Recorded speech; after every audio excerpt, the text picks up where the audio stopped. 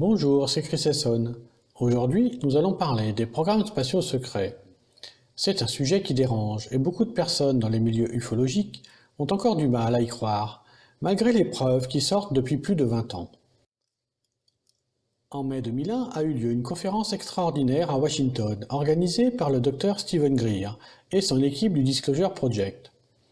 Une vingtaine de militaires ou personnes du milieu aéronautique ont témoigné de leurs expériences liées au phénomène OVNI. Cette conférence a même été l'élément déclencheur pour le célèbre hacker anglais Gary McKinnon pour s'intéresser au sujet et chercher à pénétrer les serveurs du Pentagone et de la NASA. Il a fini par trouver une liste d'officiers non terrestres. On peut comprendre alors soit des officiers extraterrestres, soit des officiers humains basés en dehors de la Terre, qui disposeraient alors d'engins très avancés.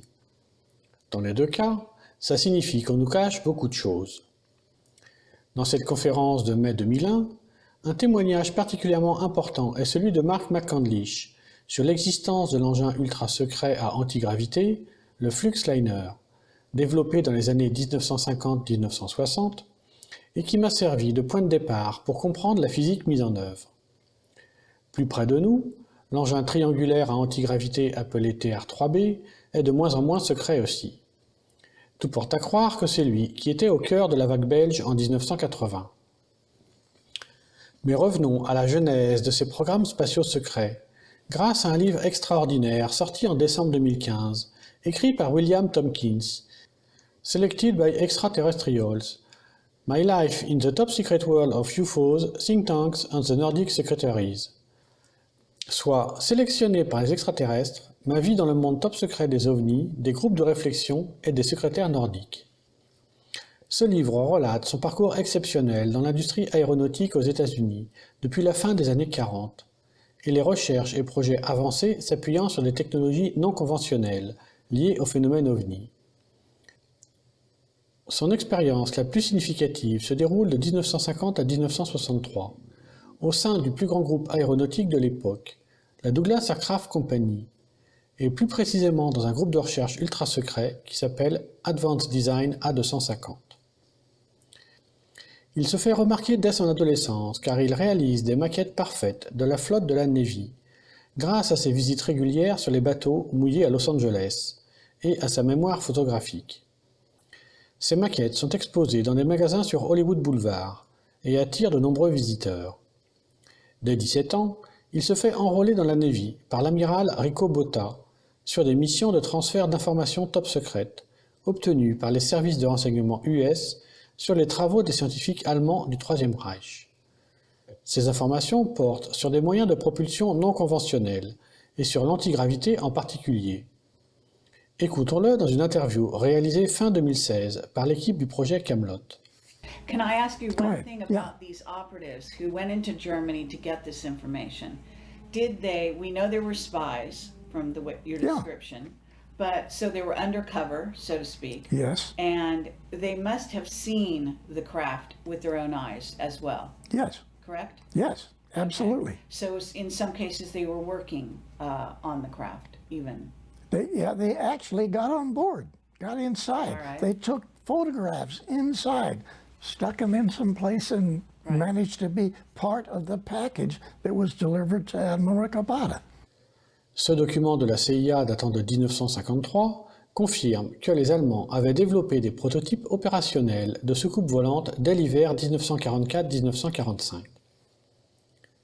Auparavant, dans la nuit du 24 au 25 février 1942, soit moins de 3 mois après l'attaque de Pearl Harbor, a lieu un autre événement d'importance, désormais connu sous le nom de bataille de Los Angeles. Cette nuit-là, de 20h à 5h du matin, la ville de Los Angeles est survolée par un objet, puis 3, puis 5, puis près de 20 ovnis, passant à faible vitesse, voire même faisant du surplace au-dessus de la ville. La DCA tire près de 1400 obus sur les intrus.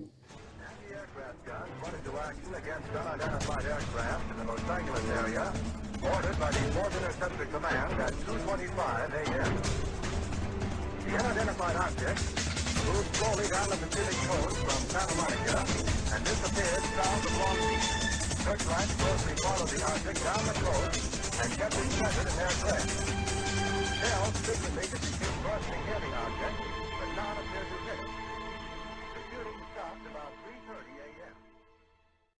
Ce mémo top secret du 5 mars 1942 adressé par le général Marshall, chef de l'US Army au président Roosevelt, évoque 2 engins abattus et récupérés, le premier en mer par l'US Navy et le second dans les terres par l'US Army. William Tompkins, alors âgé de 18 ans, est lui-même un témoin direct de la scène, un rayon lumineux émis par le premier ovni traversant même son salon. À partir de 1947 ont lieu de très nombreux incidents avec des ovnis près de bases militaires US, dont le célèbre incident de Roswell, où l'US Army pourra récupérer un nouvel objet extraterrestre ainsi que de la technologie, selon les affirmations du colonel Corso dans son livre Au lendemain de Roswell. Un autre incident début 1947 concerne l'expédition High Jump de l'amiral Byrd en Antarctique, envoyée avec 13 navires de l'US Navy, 26 avions et près de 5000 hommes, officiellement pour des recherches scientifiques, mais avec pour but réel de trouver d'éventuelles bases nazies. L'expédition tourne court et subit des dégâts importants causés par des engins inconnus. Начало 1947 года. Очередная экспедиция легендарного американского полярника Ричарда Бёрда подошла к берегам Антарктиды. Очень странная экспедиция. В отличие от первых 3, она полностью финансируется военно-морскими силами США и имеет военное название «Операция High Jump» – «Высокий прыжок». В подчинении адмирала Бёрда мощная военно-морская группировка, авианосец, 12 надводных кораблей, подводная лодка, более 2 десятков самолетов и вертолетов, около 5000 человек персонала. Согласитесь, странный состав для научной экспедиции. 2 декабря 1946 года, перед выходом эскадры в антарктический поход, адмирал Бёрд на встрече с прессой заметил: «Моя экспедиция имеет военный характер». О подробностях он не сказал ни слова. В конце января 1947 года началась авиаразведка антарктического континента в районе земли Королевы Мод. Все идет по плану. За первые недели сделаны десятки тысяч аэрофотоснимков. И вдруг происходит нечто загадочное. Экспедиция, рассчитанная на полгода, уже через 2 месяца спешно сворачивается и покидает берега Антарктиды. Это настоящее бегство. Потерян эсминец, почти половина палубной авиации, десятки матросов и офицеров. Членам чрезвычайной следственной комиссии Конгресса США адмирал Бёрд заявил буквально следующее. В случае новой войны Америка может подвергнуться атаке врага, обладающего способностью летать с одного полюса на другой с невероятной скоростью. Кто поверг в бегство американскую эскадру? Пор, который получила американская эскадра, до сих пор вызывает массу вопросов. Дело в том, что в Вашингтоне адмирал Бёрд докладывал не просто об истребителях с немыслимыми возможностями. Он говорил о нападении на экспедицию странных летающих тарелок, которые выныривали из-под воды и, двигаясь с огромной скоростью, нанесли экспедиции значительный урон. Вот как описывает этот бой, который произошел 26 февраля 1947 года, другой его очевидец. Участник экспедиции, опытный военный летчик Джон Сайерсон.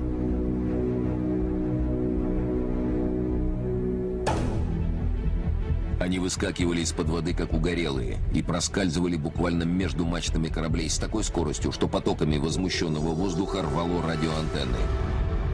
Несколько корсаров успели взлететь с Касабланки. Я не успел и глазом моргнуть, как 2 из них, сраженные какими-то неведомыми лучами, брызнувшими из носовых частей этих летающих тарелок, зарылись в воду возле кораблей. Я в это время находился на палубе Касабланки. Я ничего не понимал. Эти предметы не издавали ни единого звука. Они безмолвно носились между кораблями и беспрерывно плевались убийственным огнем. Внезапно эсминец «Мердок», находившийся от нас в 10 кабельтовых, полыхнул ярким пламенем и стал тонуть. С других кораблей, несмотря на опасность, немедленно были посланы к месту катастрофы спасательные шлюпки и катера. Весь кошмар продолжался около 20 минут. Когда летающие тарелки снова нырнули под воду, мы стали подсчитывать потери. Они были ужасающими. Кто был хозяином этих тарелок? Неужели нацистская Германия? L'affaire Adamski se passe à la même période. précisément en 1952. Et l'engin que George Adamski a pris en photo est identique aux fameuses soucoupes Onnebu, prétendument développées sous le Troisième Reich, ce qui apporte là encore du crédit à l'histoire de l'amiral Byrd. Tous ces événements font que la compréhension du phénomène OVNI est au cœur des préoccupations du commandement militaire US dans les années 1950. Ceci dans le plus grand secret, et que le maximum doit être fait pour parer à toute attaque d'un ennemi inconnu. C'est dans ce contexte que William Tompkins est recruté dans un groupe de recherche ultra secret, le A250 Advanced Design, à la Douglas Aircraft Company, après ses obligations militaires et de courts passages chez Northrop, North American et Lockheed. Au sein de ce groupe A250, son supérieur hiérarchique, Elmer Wheaton, est responsable de l'ingénierie des projets spatiaux et missiles classifiés. Il est assisté de Wolfgang Klemperer, expert technique sur les propulsions non conventionnelles, qui a été professeur à l'Institut d'aérodynamique d'Aix-la-Chapelle, puis ingénieur aéronautique réputé à la tête de la recherche à la société Zeppelin en Allemagne. Wolfgang Klemperer a migré en 1924 aux États-Unis, tout en continuant à travailler pour la société Zeppelin. Chez Douglas Aircraft, il deviendra vice-président de la recherche et du développement. L'objectif du groupe A250 est extrêmement avant-gardiste, car plusieurs années avant que la NASA ne soit créée, William Tompkins y est chargé d'imaginer les vaisseaux nécessaires à la défense et à la conquête du système solaire, pour pouvoir placer une base de 2000 personnes sur la Lune, ou sur Mars, ou avoir des stations spatiales de 600 personnes, voire même disposer de bases sous-marines. Le document technique de référence, leur Bible pour les technologies non conventionnelles, est le document MTM 622, rédigé par son supérieur hiérarchique Wolfgang Klemperer. Ce document MTM 622 comprend 5 parties, dont 4 sont top secrets et encore classifiés à ce jour. Seule la partie 2 sur les possibilités de propulsion utilisant les technologies connues, comme la propulsion nucléaire ou ionique, est non classifiée. And this is important. Even the document that was on Rinse Radio last night, it's a Douglas document that was put together inside the secret think tank at Douglas, where I went to work many years after the Navy, okay, because I worked for Northrop and other people. But when I got into Douglas, they put me in this secret think tank. So that document is called, it's a big thick thing, and it has the Douglas logo on the front of it, and it's called Unconventional Propulsion Schemes, okay? And it doesn't have a confidential stamp on it. It doesn't have a secret stamp on it. Everything that we took, I took. I flew in the airplane, in the Admiral's airplane, to Lockheed, to Naval Air Development Center, Warminster, Pennsylvania. I flew to all the top secret facilities. Not one document that was given had classified in any way given to them. Everybody knew it was way above top secret. Yes. No document was stamped. I hear you. Yeah, and I had heard that on one of the other shows. So the idea being that if it wasn't stamped, people wouldn't notice it. They wouldn't make a big deal of it. Yes. It would just pass through hands. If anyone whose eyes caught sight of that document accidentally, they wouldn't see it, Yeah. so to speak.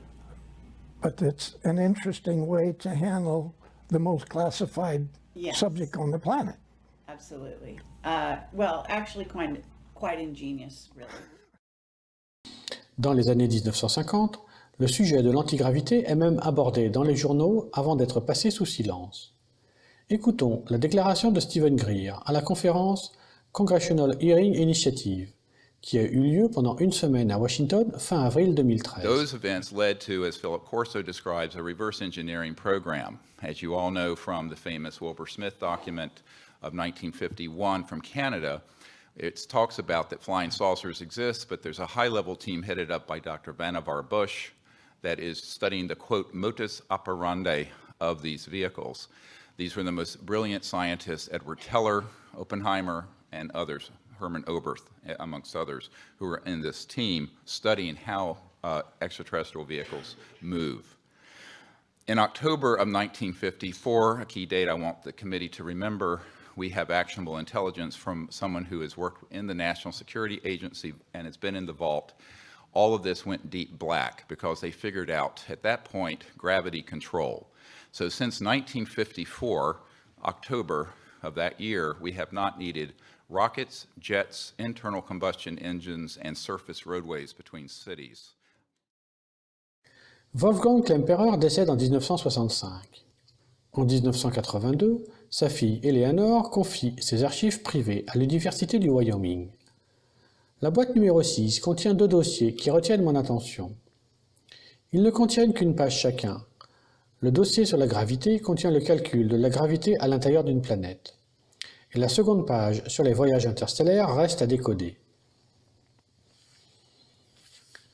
Les objectifs de la Navy sont très au-delà de ce que pourrait envisager l'US Air Force, habituée à des missions courtes, contrairement à la Navy habituée à des missions de très longue durée, en totale autonomie.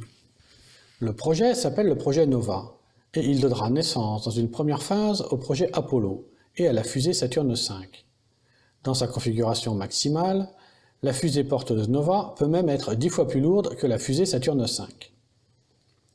La compagnie Douglas Aircraft est au cœur du projet Apollo, la société devant fournir l'un des étages de la fusée. Dès 1961, les responsables du projet Apollo à la NASA, le Dr Carl Debus et le Dr Werner von Braun, se heurtent à des problèmes techniques insolubles. Seul William Tompkins identifie les solutions et les méthodes qui permettront d'obtenir les résultats que l'on connaît. Contre l'avis de sa hiérarchie, il présente seul ses idées aux 2 plus importantes personnes de la NASA, le Dr Carl Debus et le Dr Werner von Braun, qui adhèrent immédiatement à ses propositions. Celles-ci impactent la structure de la fusée, les moyens d'assemblage, de test et de contrôle du lancement, c'est-à-dire tout le projet Apollo. 2 mois après cette présentation en juillet 1962, JFK prononce son célèbre discours. We shall send to the moon, 240,000 miles away, a giant rocket more than 300 feet tall on an untried mission to an unknown celestial body and then return it safely to Earth. But why, some say, the moon? Why choose this as our goal? And they may well ask, why climb the highest mountain? Why, 35 years ago, fly the Atlantic? We choose to go to the moon. We choose to go to the moon. We choose to go to the moon in this decade and do the other things, not because they are easy, but because they are hard. Because that goal will serve to organize and measure the best of our energies and skills. Because that challenge is one that we're willing to accept, one we are unwilling to postpone. And therefore, as we set sail, we ask God's blessing on the most hazardous and dangerous and greatest adventure on which man has ever embarked.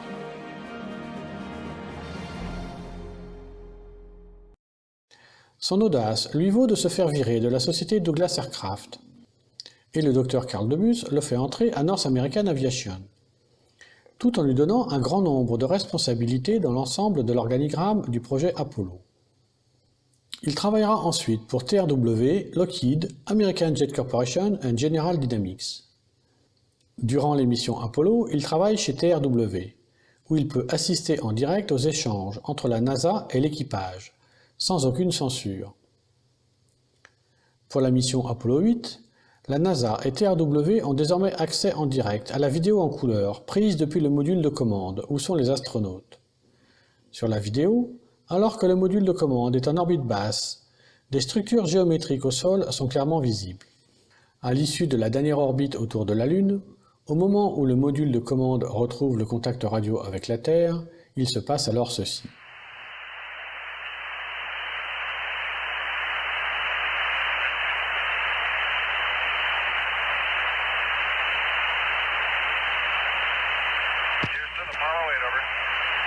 Hello, Apollo 8. Loud and clear. Roger. Please be informed there is a Santa Claus. That's affirmative. You're the best ones to know. Au moment de l'alunissage de la mission Apollo 11, à nouveau des ovnis sont présents. Neil Armstrong filme ces vaisseaux placés autour d'eux. William Tompkins, présent devant les écrans de TRW, peut en faire un dessin. Neil Armstrong aurait ajouté « The UFOs are watching us, as we are walking on the moon ». Les ovnis nous regardent, pendant que nous marchons sur la Lune. Selon William Tompkins, les astronautes ne sont clairement pas les bienvenus et auraient reçu par radio un message leur disant « Finissez un total de 6 de vos missions Apollo, prenez vos photos, des cailloux, partez à la maison et ne revenez pas. » Les missions s'arrêtent brutalement au 6e alunissage et 400 000 personnes du projet Apollo se retrouvent sans travail. La présence de bases extraterrestres sur la Lune avait déjà été annoncée par Carlo Wolf à la conférence du Disclosure Project en 2001. Regardons cette vidéo filmée par un astronome amateur le 15 septembre 2012, où l'on voit des ovnis sortir du cratère Aristarchus.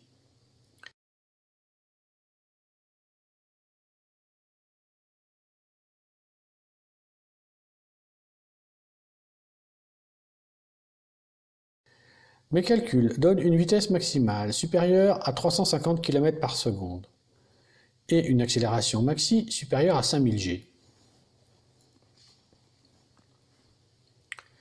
Durant toute sa carrière, William Tompkins est assisté de secrétaires aux connaissances surprenantes, doués de télépathie, à la fois pour lire dans ses pensées ou lui envoyer des messages. Suite à la parution de son autobiographie en décembre 2015, William Tompkins prend connaissance du premier livre de Michael Salla sur les programmes spatiaux secrets, paru 2 mois plus tôt. Dans ce livre, Michael Salla révèle la genèse des projets allemands dans les années 1920. Avec 2 jeunes femmes médiums, Maria Orsic et son assistante Sigrun, recevant des messages télépathiques. La première écrit des textes en écriture automatique, dans une langue inconnue, tandis que la seconde réalise des dessins. Il s'avère que les textes sont écrits en sumérien ancien, et que les dessins viennent illustrer les textes. Grâce au livre de Michael Salla qui contient une photo de Maria Orsic, William Tompkins découvre quelle est la copie exacte de Jessica, sa secrétaire chez Douglas dans les années 50. Il faudra plusieurs années à William Tompkins pour se convaincre que ses assistantes ne sont pas terriennes, mais envoyées pour l'aider à mener à bien les projets de conquête spatiale. Il appelle ces traces les Nordiques. Le livre de Michael Salla révèle entre autres l'existence du projet secret de la Navy appelé Solar Warden, qui n'est rien d'autre que la réalisation dans les années 80 des projets imaginés par William Tompkins dans les années 50-60. Selon lui, ces Nordiques interviendraient dans le but de lutter contre des civilisations négatives qui cherchent à asservir l'humanité. Depuis 2015, les révélations ont continué, avec désormais 7 tomes publiés par Michael Salla sur le sujet, qui détaillent la guerre qui se déroule dans la galaxie entre les différentes races, où l'on retrouve des races d'apparence humaine, mais aussi des reptiliens, des gris et bien d'autres encore. Ces projets étaient financés dans le plus grand secret par l'US Air Force et l'US Navy. L'US Air Force collaborant avec des races cherchant à nous asservir, tandis que l'US Navy a développé ses projets en collaboration avec les Nordiques, plus connus aujourd'hui sous l'appellation Fédération Galactique. On peut penser que la création de la Space Force par Trump a contraint ces 2 branches rivales de l'armée américaine à fusionner leurs ressources. Le coût pharaonique de ces projets est estimé à plusieurs trilliards de dollars. Le 10 septembre 2001, Donald Rumsfeld, ministre de la Défense, a été auditionné au Congrès sur le trou de 2300 milliards de dollars dans les finances du Pentagone, avant que tous les enquêteurs ne trouvent la mort le lendemain au Pentagone dans les attentats du 11 septembre. Ce montant atteindrait désormais plus de 6 000 milliards de dollars. On peut citer également les affirmations de Ben Rich, ancien directeur de la branche Lockheed Stunkworks, dédiée au Black Programme chez Lockheed Martin. Le 23 mars 1993, lors d'une conférence à l'école d'ingénierie de l'UCLA, Il a déclaré: « Nous savons maintenant comment voyager vers les étoiles. Il y a une erreur dans les équations, et nous l'avons résolue. Et nous savons maintenant comment voyager vers les étoiles, et cela ne prendra pas une vie entière pour le faire. Il est temps de mettre fin au secret sur ce sujet, car il ne constitue plus une menace pour la sécurité nationale, et de mettre la technologie à la disposition du secteur privé. Nous avons maintenant la technologie pour amener E.T. à la maison. » Ces projets secrets sont confirmés par de plus en plus de témoins aux États-Unis, comme Michael Ralph, Randy Kramer, Emery Smith, Tony Rodrigue, Chris O'Connor, Rebecca Rose, Mark Domizio ou Corey Goode, même si ce dernier est revenu récemment sur ses affirmations. Et il y a désormais les Français Jean-Charles Moyen et David Rousseau, qui ont aussi fait connaître leur extraordinaire histoire commune en livres et vidéos. L'ensemble de ces événements passés, récents, voire même en préparation, sont expliqués depuis 2019 par la contactée française Elena Danad, dans 3 livres et de nombreuses vidéos. Et ces 3 témoins majeurs français participeront à une conférence exceptionnelle cet été à Tours, avec d'autres conférenciers aux témoignages extraordinaires. L'annonce de cette conférence a suscité un engouement sans précédent, ce qui montre que de plus en plus de monde a dépassé le cap du scepticisme et du déni. Tu trouveras également sur ma chaîne plusieurs autres vidéos consacrées à l'histoire des programmes spatiaux secrets, d'après les livres de Michael Salla, et des explications techniques sur la physique mise en œuvre, inconnue du grand public. D'autres liens utiles sont donnés dans la description.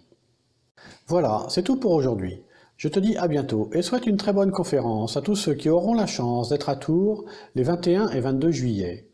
Bye bye!